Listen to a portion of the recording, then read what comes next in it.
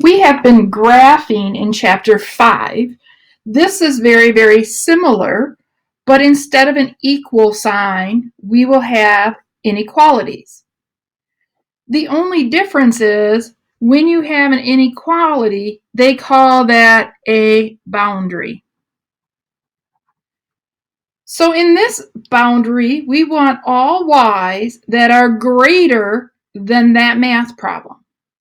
So I'm going to graph that math problem just like we did in the last unit. My y-intercept is my beginning point. So 1, 2, 3, 4, 5. I have a slope of -2. So I will travel down 2 because it is negative and right 1. So down to right 1. Down to right 1. I like to put a few points on my graph. It helps me make straight lines. Now this is the boundary. It can't equal these points because it has to be greater than. So I'll just do a very easy to read dashed line. Make it obvious that it is dashed. It is not solid. So dashed is when you have less than or greater than. Okay, what I like to do is I like to talk about this point and this point. This point is the origin. If I substitute the origin, the point 0, 0, into this math equation, will it be true or false? So 0 is greater than -2 times 0 plus 5. 0 is greater than 5. Well, that is definitely false. That is not true. That means this ordered pair will not work in that math problem.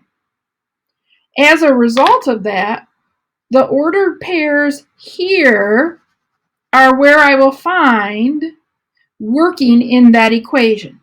We could pick this ordered pair, we could pick this one, any of them. We could pick them floating in the center of a box.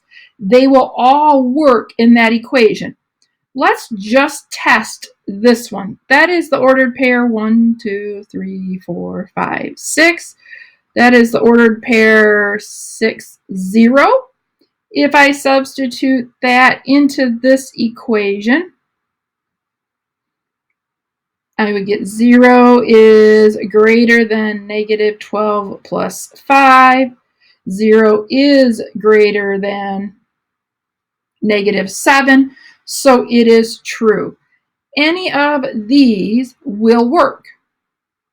The reason I chose to highlight right here is I'm going to think about it this way. This is my y-intercept.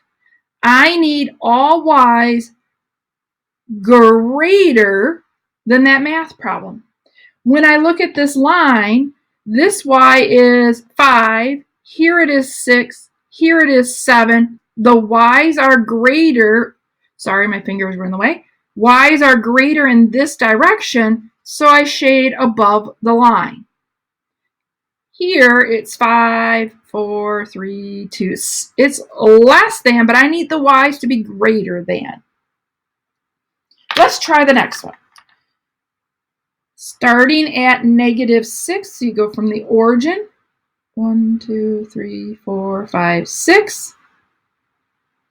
My slope is 3/4, so 1, 2, 3, 1, 2, 3, 4. 1, 2, 3, 1, 2, 3. Yeah, I'll just pretend it's right there. This time, y can be less than or equal to, so I'm going to use a solid line because it's less than or greater than or equal to. So doing the best I can, I will draw a solid line. Again, we can test. I like to test with 0. I think doing math problems with 0 is very easy. If I substitute 0 into the equation from the origin here, I would have 0 is less than or equal to 3/4 times 0. Oh, is that true? Is 0 less than or equal to -6? That is definitely false. So that means this point won't work. These points over here will not work. I need all y's, looking from the y-intercept, that are less than this. So it'd be all of these. So I would shade below where the y's are less. Let me just restate a couple things.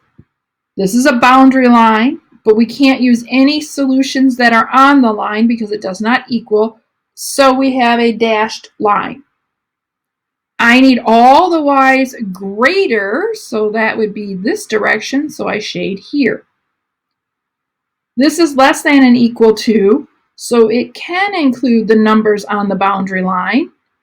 And I need all the y's that are less, so y's get smaller in this direction, so I shade below. Okay, we're going to graph this one. Oh, where do we start when I give you y is greater than 1/3 x? Remember, you can add 0 to any equation in the world and it will never change. So my starting point is 0. With a slope of 1/3, I would go 1, up, rise 1, run 3. Up 1, run 3. It is greater than. You have to ask yourself, will I have a solid or a dashed line? Please make it a very obvious dashed line. Now, I need all y's that are greater than the y-intercept here. So would I shade above my dashed line? Or would I shade below my dashed line? Where will I find y's greater than this point? Up here. So I'm going to shade up here. If you want to test it, you may. I'll just randomly pick that point where x is 1 and y is 2. If I substitute that into the equation, oops, 1/3. 2 is definitely greater than 1/3. That ordered pair works, so I shaded in the right spot. For this one, I like to write it in slope-intercept form before I graph. So minus 2x, minus 2x. I would have negative y, don't lose your negative sign, is less than or equal to negative 2x plus 4. Cannot have a negative y, so I'm going to divide by -1. Ooh, I divided by a -1, so I'm going to flip the inequality, and that is my equation to graph. 1, 2, 3, 4. Rise over run. 1, 2, right 1.